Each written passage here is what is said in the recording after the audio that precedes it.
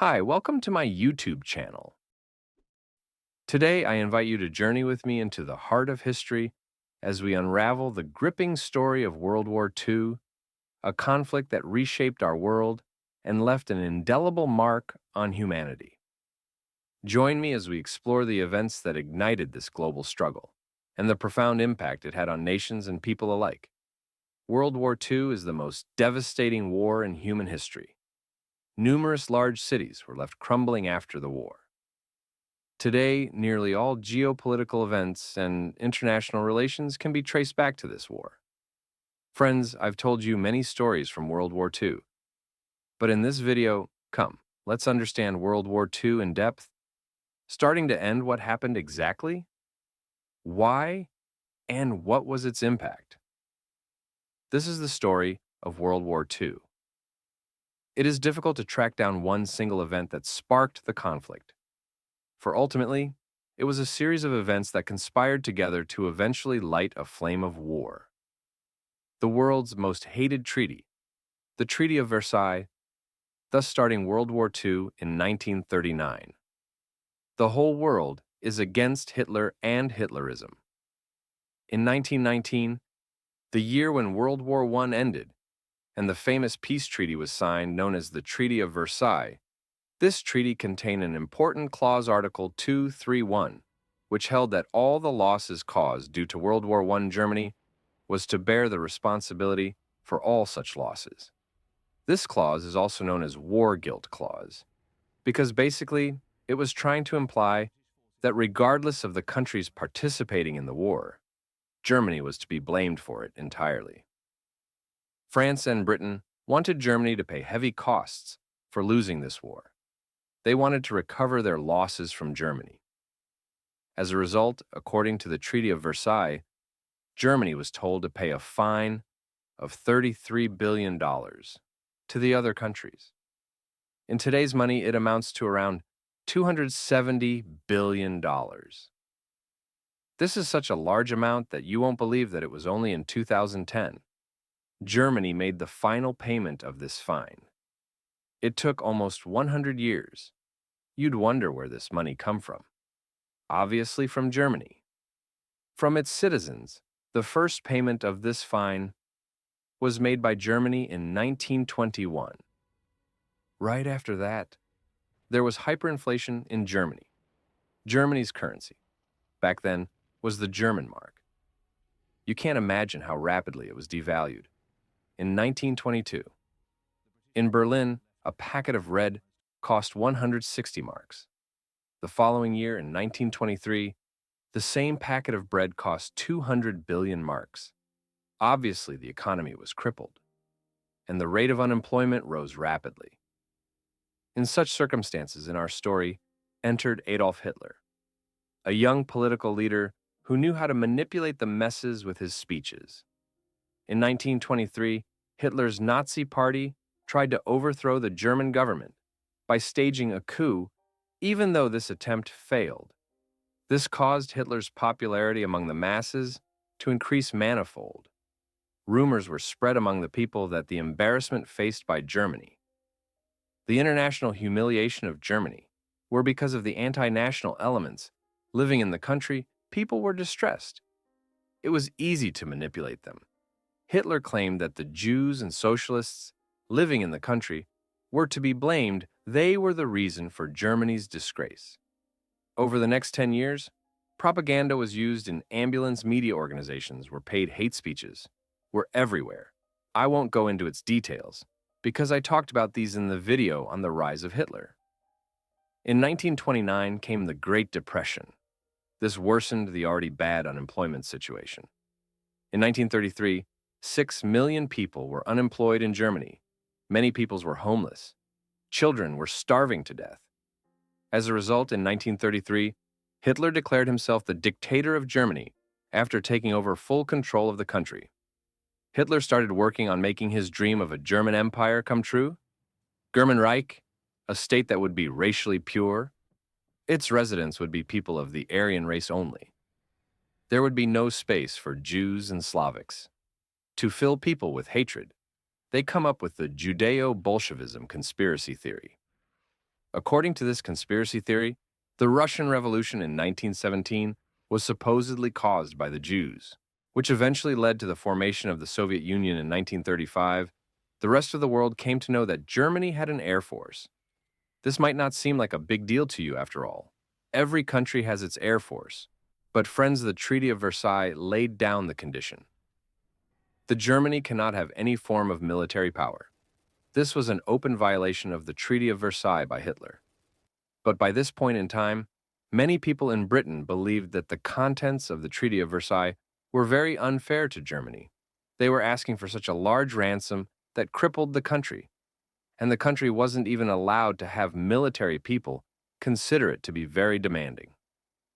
In June 1935, Britain signed the Anglo-German Naval Agreement. This formally recognized that Hitler had the authority to, from his navy, Germany could have an independent navy, but the growing militarization in Germany alerted France. France built a 450-kilometer-long fortification on its eastern border. This was named the Maginot Line in 1938, when Hitler believed that his military was sufficient prepared. He focused his attention on their neighbor, Austria. Austria was a must-have country of Hitler. He wanted all German-speaking countries to unite as one nation. His ultimate goal was not only to conquer as many countries as possible to satisfy his pride, but also acquire its resources, but advanced his own country. The people Hitler believed to be racially superior, his Aryan race. He wanted to give them Lebensraum, to give them living space, so that they could live freely. In February 1938, Hitler met Austrian Chancellor Kurt Schuschnigg. He was forced into signing an agreement. The agreement Hitler allowed to place pro-Nazi on the Austrian government. The Austrian government was infiltrated by appointing his own people. For example, Dr. Hans Fischbach. He was supposed to be the new finance minister of Austria. He was a Nazi, and the other Nazis who were in jail were set free by him within a month. Things were out of control. Austrian Chancellor knew that if the infiltration was to be stopped, the people needed to be consulted first. Whether Austria should be an independent country or be a united country with the Nazis, he decided to have a national vote for it. As soon as Hitler found out about the national vote, Hitler took his army and marched into Austria. The German military entered Vienna, but the Austrian Chancellor wanted no bloodshed. He resigned from his seat. Hitler used his propaganda ministry to spread fake news of riots happening in Vienna and how the communists were responsible for the riots. And so the Austrian government asked the German army to help they protect Austria. The next day, the Austrian parliament was dissolved and Austria ceased to be an independent country. This invasion was successful without any bloodshed. A major reason for this was that at this point, many people in Austria were in Hitler's favor. They were victims of the propaganda. They believed Hitler's invasion would help them. The Hitler could make their country into a superpower. After taking over Austria, Hitler moved on the next country, on Czechoslovakia border. There was the region Sudetenland of the people living here, around 3 million, where German Hitler used that as an excuse to claim that region as Germans, due to the German living there. Here British Prime Minister Neville Chamberlain came into the picture. He wanted to avoid a war at all costs. He believed that if Hitler was given what he wanted, he would stay calm and there would be no wars. This is why in September 1938, the Munich Agreement was signed. The settlement of the Czechoslovakian problem, which has now been achieved, is in my view only the prelude. There are larger settlement in which all Europe may find peace under this agreement. This region of the Sudetenland was to be given to Germany only if Hitler promised that there would be no more wars. Hitler gladly took this piece of Czechoslovakian land, but not even 1 year passed before he violated the Munich Agreement, March 1939. Hitler took his army to invade the rest of Czechoslovakian people, fought for the first time, but the German army won easily, and the country was split into two. One part was included in the German territory, and the second part was made a Nazi client state. A puppet government was placed under the name of the Slovak Republic. British Prime Minister Chamberlain faced heavy criticism due to this. At this point in time, Winston Churchill famously said, "You were given the choice between war and dishonor. You chose dishonor, and you will have war." Hitler looked for the next country, Poland, to take control of Poland in a sly move. Hitler signed a non-aggression pact with the Soviet Union. In 1939, at first glance, you'd think that Hitler hated the Soviet Union and communist ideology. So why would he do this? The only reason for this was to invade Poland. The Soviet Union wanted a part of Poland too.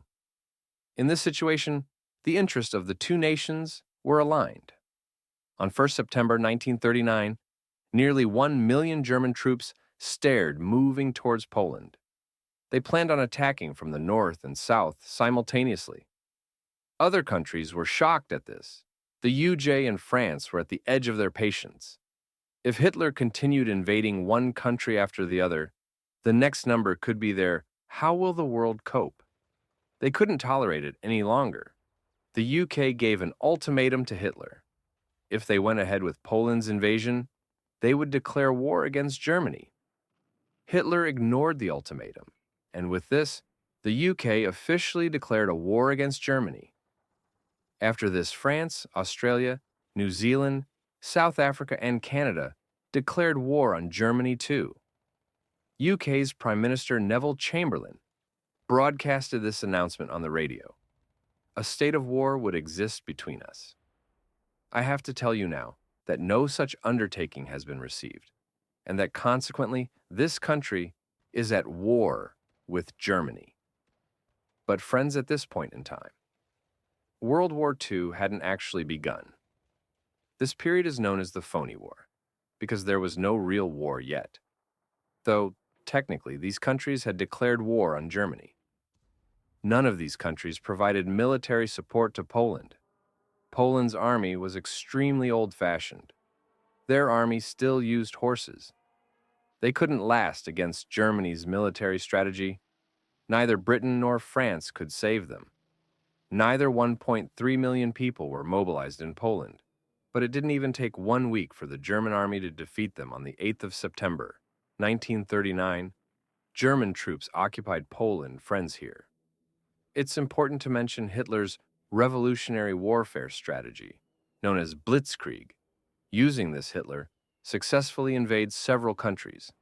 This military strategy focused on speed and stealth. They used tanks to invade the country so quickly that their opponents didn't have the time to think. And then their air force would join from above. It was known as Luftwaffe, and the invasion took place at a lightning speed. In German Blitz mean, Lightning Hitler focused on making the wars as small as possible. A war that could be wrapped up quickly within less than a week. To maintain this Blitzkrieg, German soldiers were given drugs. That's right, a drug by the name of Pervitin was quite common today. We know it as crystal meth. Confidential military communications revealed that the Allies suspected that the Nazis were using something to supercharge their troops, but they had no idea what it was. When this drug is taken, it takes away fatigue. One doesn't sleep. It suppresses hunger and thirst, reduces pain, and gives a confidence boost to the user. Giving such drugs to soldiers proved enormously advantageous, even if it was extremely harmful to their long-term health. In the short term, it was very useful in winning these wars. The defending soldiers would waste their time by sleeping at night, while the German soldiers could fight day and night and finish the task within 2 to 3 days. As we move forward with the story, you'd see how successful the Blitzkrieg military strategy was for Germany now back in Poland. Not only was Poland invaded by Hitler, but the Soviet Union was also invading it from the other side. After it was defeated, it was partitioned into two. Half of it went to Nazi Germany, and the other half to the Soviets.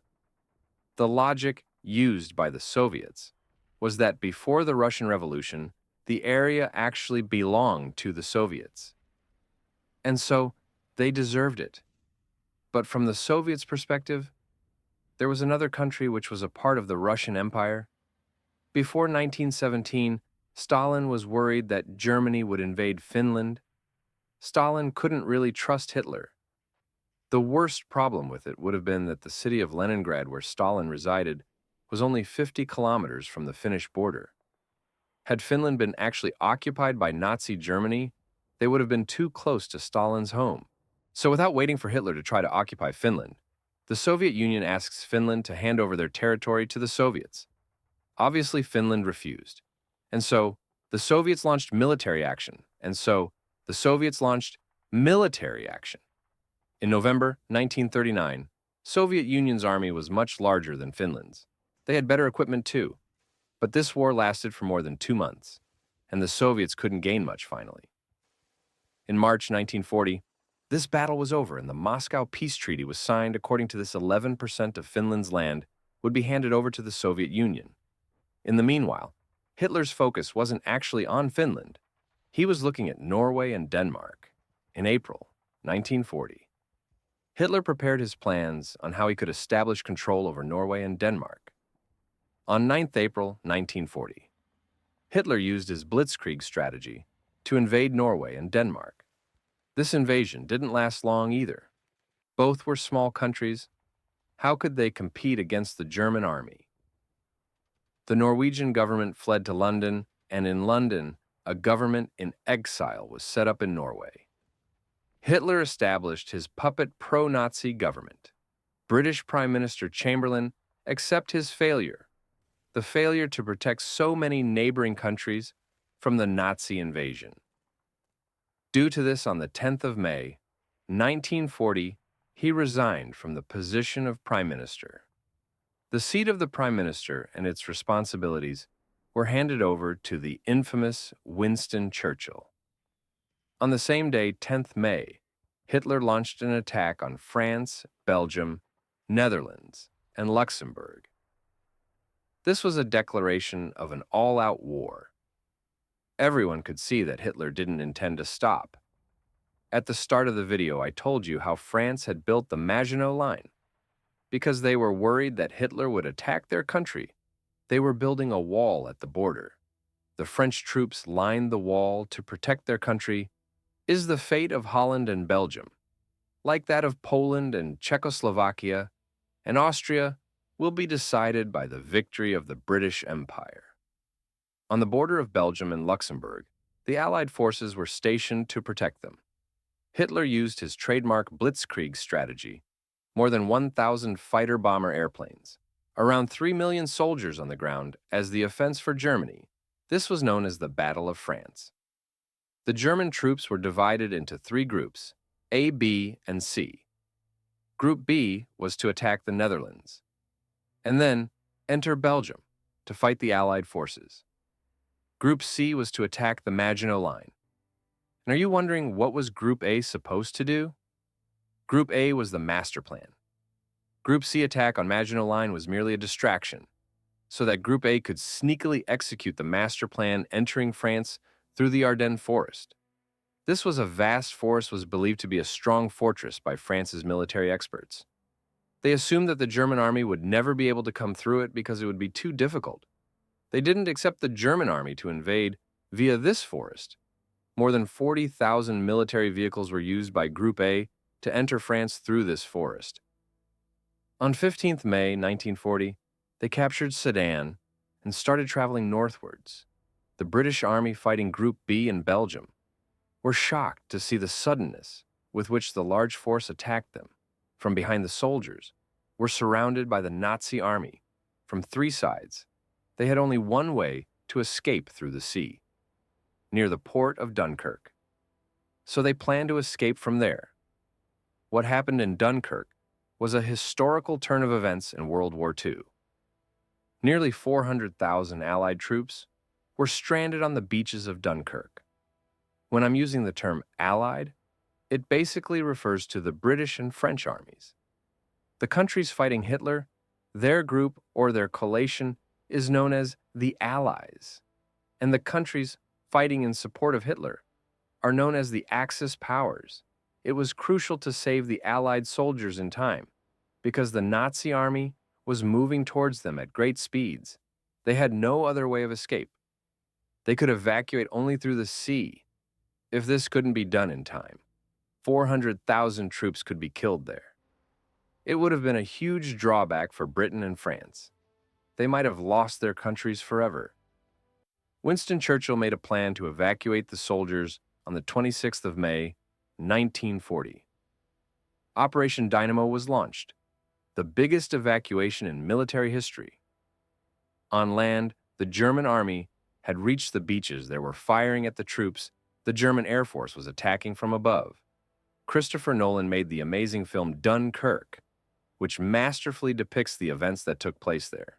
The film focused on 3 areas of evacuation. First, British Royal Air Force's counterattack. The British ships, which were coming to evacuate the Allied soldiers, were given cover by the British Air Force to protect his ship. Second, some private fishing boats in the English Channel and the common civilians joined in to help in the evacuation. And third, the events that took place on Dunkirk's beach, the soldiers trying to save themselves and helping each other. 4th June 1940. Nearly 350,000 soldiers were successfully evacuated, as you would have seen in the film as well. But the bad news was that most of the military equipment of the Allied forces was used up in this evacuation some days later, on 22nd June 1940. France surrendered to Hitler by this point in time. In Italy was under the rule of dictator Mussolini. He formed an alliance with Hitler to wage war against France. The alliance of Italy and Germany was known as the Pact of Steel. The two countries declared war against France and Britain. By July 1940, the situation was that Hitler had established control over nearly all neighboring countries: Austria, Poland, Denmark, Norway, Belgium, Luxembourg, the Netherlands. And France at this point in time, Hitler's Germany, Britain, and the Soviet Union. Germany and the Soviet Union had a peace agreement, so Hitler needn't be wary of the Soviet Union. He believed that the Soviets wouldn't attack Germany. He thought that Britain was the only remaining fighting Germany. You'd be wondering about America's role. Friends, America wasn't involved in World War II. Yet, America was standing back because after World War I, America wasn't interested in interfering with Europe's situation. It was clear that had they stopped fighting, at this point in time, Hitler would have been the clear victor. Hitler had a major upper hand, so how did the situation take a U-turn? And Britain could defeat Germany? We shall fight on the landing grounds. We shall fight in the fields and in the streets. We shall fight in the hills. We shall never surrender. As we unravel the gripping events of World War II, it's clear that the echoes of this tumultuous period continue to shape our world today. If you found this journey through history fascinating, don't forget to hit that subscribe button and join our community for more incredible stories that inspire and educate. Together, let's rise above and learn from the past.